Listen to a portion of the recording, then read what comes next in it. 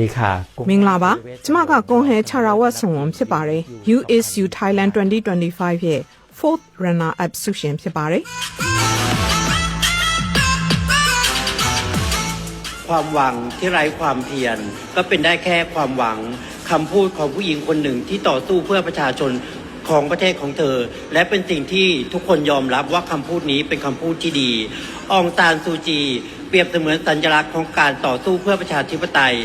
เข้มแข็งแต่ไม่แข็งก้าวและยังมีอีกหลายสิ่งหลายอย่างในตัวของเธอที่น่าสนใจรวมไปถึงการอัตลักษณ์ของการแต่งตัวที่มีความเป็นไอคอนิกในชุดพื้นเมืองติดดอกไม้ผสมผสานแฟชั่นสไตล์ตะวันตกเปรียบเสมือนตัวของกุ้งแห้งเองที่มีความเพียรมานะอยู่ตลอดเวลาการที่คนเราจะทำอะไรสักหนึ่งอย่างเพื่อให้คนยอมรับได้เราต้องพิสูจน์ด้วยการกระทำใช้เวลาเพื่อให้ทุกคนยอมรับในตัวของเราอองซานซูจีกุ้งแห้งโปรดจงปลดปล่อยอองซานซูจีปลดปล่อยอองซานซูจีปลดปล่อยอองซานซูจีฉันมองว่ามันเป็นคือပန်းပန်နာကဒေါအောင်ဆန်းစုကြည်ရဲ့သင်္ကေတတစ်ခုလို့မြင်တယ်သူပွဲတက်ပုံတွေကိုကြည့်ရင်အမြဲရိုးရာအစဉ်ချီသားဝမ်းဆက်နဲ့ပန်းကတော့မပါမဖြစ်လေ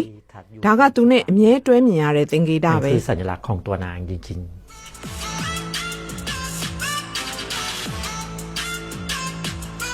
คือสาเหตุหลักๆเลยก็คือว่าการประกวดအဓိကကတော့ပြိုင်ပွဲအတွက်ကျမလေးစားအားကြရတဲ့သူကိုရွေးတဲ့အခါမှာဒေါအောင်ဆန်းစုကြည်ကိုစဉ်းစားခဲ့တာပါပြိုင်ပွဲကာလအတွင်းမှာသူ့အတွက်တစ်ခုခုလုပ်ပေးနိုင်မှုလဲစဉ်းစားခဲ့တယ်ပြိုင်ပွဲမှာကိုရွေးချယ်ထားတဲ့စံပြပုဂ္ဂိုလ်ကဘသူဆိုတာနဲ့ဘာကြောင့်လေးစားတယ်ဆိုတာပြိဿနဲ့လူတိုင်းကိုချပြဖို့လိုတယ်ဒါကြောင့်လွတ်မြောက်ရေးကိုထုတ်ဖော်ပြောဆိုဖို့ကအရေးအကြီးဆုံးဖြစ်ပါတယ်ခေါင်းဆောင်ကောင်စံပြပုဂ္ဂိုလ်နဲ့စိတ်သက်ကြံ့ခိုင်သူကိုကျမအလေးအနက်ကျေးဇူးတင်တယ်ဆိုတာလူတိုင်းသိနိုင်ကြားနိုင်အောင်အ ਨੇ ဆုံးတော့မြန်မာပြည်သူတွေသိနိုင်ဖို့ပေါ့ဒါကြောင့်ဒီသတင်းစကားကိုပြောခဲ့တာနောက်တစ်ခုကသူ့ရဲ့သား Kim Aris ကလည်းအသက်အရွယ်ရလာပြီဖြစ်တဲ့သူ့မိခင်နှလုံးကျန်းမာရေးကြောင့်လွတ်ပေးဖို့ပြောလာတယ်ဒီအချိန်မှာတိုက်တိုက်ဆိုင်ဆိုင်ပဲကျမလည်းပြိုင်ပွဲဝင်နေတဲ့ကာလဆိုတော့ဒါကိုပြောပြဖို့အခွင့်အရေးရခဲ့တာပေါ့มีโอกาสได้พูดนะตรงนั้นเราก็เลยได้พูดประมาณนั้น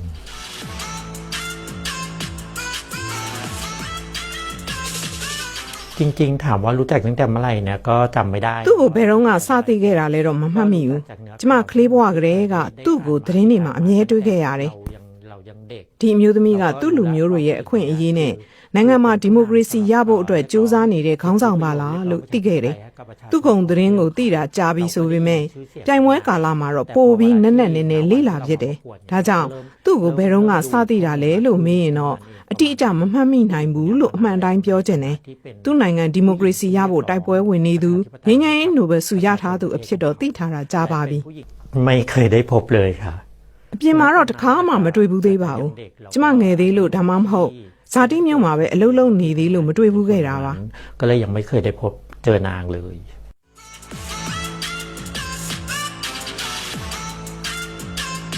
ถ้าณตอนนี้คงถ้าเกิดมีโอกาสได้พบก็คงอยากခုသာတွေ့ခွင့်ရရင်ကျေးဇူးတင်တယ်လို့ပြောချင်တယ်ဘာလို့လဲဆိုတော့ကဘာသည့်အမျိုးသမီးတယောက်ဖြစ်တယ်လို့သူ့နိုင်ငံအတွက်ကောင်းခြင်းတွေယူဆောင်ပေးတဲ့စံပြပုဂ္ဂိုလ်ဖြစ်လို့ပါပဲ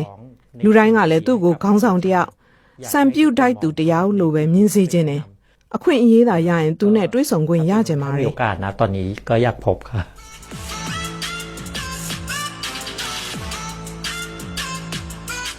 การแต่งกายมันก็มีส่วนของဝတ်စားစင်ရင်မုံကလည်းအခရာကြပါတယ်ပြိုင်ပွဲသဘောတရားအရလဲကျမတို့ပြောချင်တာကိုပြိဿနားလည်အောင်ဘလို့ဝတ်တင်လဲစဉ်းစားရတယ်ဒေါန်ဆန်းစုကြည်နဲ့ဆက်ဆက်ပြီးပြိုင်ပွဲဝင်မှုစဉ်းစားတဲ့အခါမှာသူဘလို့ဝတ်တယ်ပွဲတက်တွေမှာဘလို့စင်ရင်နေဆိုတာလေ့လာရတယ်ဒီလိုနဲ့ပဲသူစင်ရင်ထုံးဖွဲ့ပုံအတိုင်းဝတ်ဖို့ဖြစ်လာတာပါคนดูว่าเรากำลังแต่งตัวเป็นคุณอองซานซูจี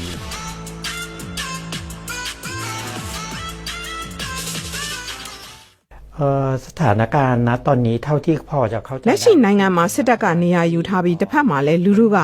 ကမ္ဘာနဲ့အိမ်နီးချင်းနိုင်ငံတွေလိုဒီမိုကရေစီရဖို့လိုလားနေစေဖြစ်တယ်လို့နားလည်ပါတယ်လက်နက်ကင်တိုက်ပွဲဝင်နေတဲ့သူတွေရှိသလိုမြန်မာနိုင်ငံမှာဒီမိုကရေစီရဖို့တော်လှန်နေတဲ့အုပ်စုတွေရှိတယ်ဆိုတာသိထားပါတယ်กลับมาเป็นประชาธิปไตยเต็มใบในประเทศพม่า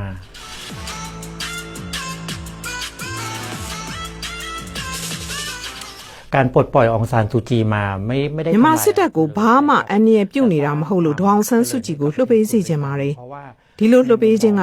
နိုင်ငံအတွက်ကောင်းကျိုးရှိလာမှာပါ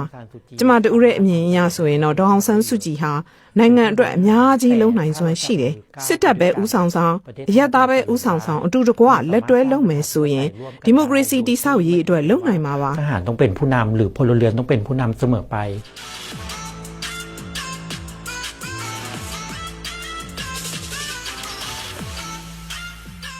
สิ่งที่อยากจะเรียกร้องก็คือ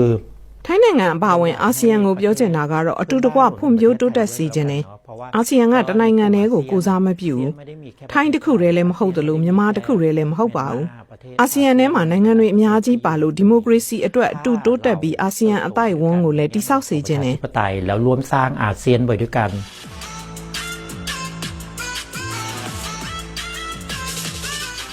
สิ่งที่อยากจะพูดถึง LGBT ထိုင်းမှာကောမြန်မာမှာကောနေထိုင်ကြတဲ့မြန်မာ LGBT တွေကိုပြောပြချင်တာကတော့သူတို့ဟာ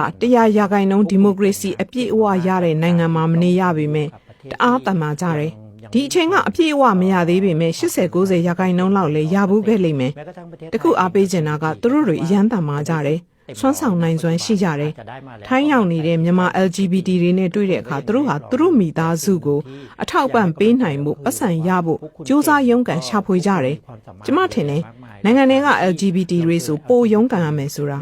အားလုံးပဲကြိုးစားခဲ့ပြီးတိုက်ခဲ့ကြပြီးပြီ။အခုကာလမှာ social media ကနေဒီမိုကရေစီအတွက်အသိပညာပေးတာဆက်လုပ်နိုင်တယ်။လာမယ့်အနာဂတ်မှာပျော်ရွှင်မှုတွေရလာမှာပါ။ဒီနေ့မှာအောင်မြင်မှုမရပဲရုန်းကန်နေရသေးတယ်ဆိုပေမဲ့ဒီမိုကရေစီအတွက်လက်မလျှော့ပဲဆက်တိုက်ပွဲဝင်နေတဲ့၍တနေ့မှာမြန်မာက LGBT တွေအတွက်နေ့သစ်တွေရောက်လာမှာပါထိုင်းက LGBT တွေနဲ့ရှင်ရင်မြန်မာမှာနေရသူတွေဟာမယုံလောက်အောင်ကြန့်ခိုင်ကြပါတယ်တကယ့်ကိုအတိအမှတ်ပြုခံရဖို့ထိုက်တန်ပါတ คุ ယ် ณเก่งมากๆที่คุณอยู่ของคุณได้